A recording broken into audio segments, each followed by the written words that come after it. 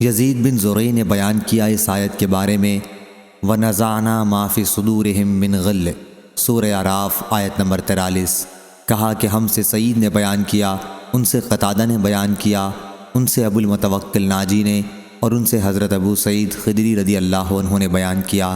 کہ رسول اللہ صلی اللہ علیہ وسلم نے فرمایا، مومنین جہنم سے چھٹکارا پا جائیں گے،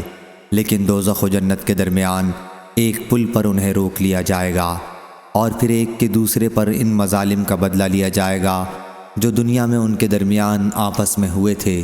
اور جب کانٹ چھانٹ کر لی جائے گی اور صفائی ہو جائے گی تب انہیں جنت میں داخل ہونے کی اجازت ملے گی۔ بس اس ذات کی قسم جس کے ہاتھ میں محمد صلی اللہ علیہ وسلم کی جان ہے، جنتیوں میں سے ہر کوئی جنت میں اپنے گھر کو دنیا کے اپنے گھر کے مقابلے میں زیادہ بہتر طریقے پر پہچان لے گا۔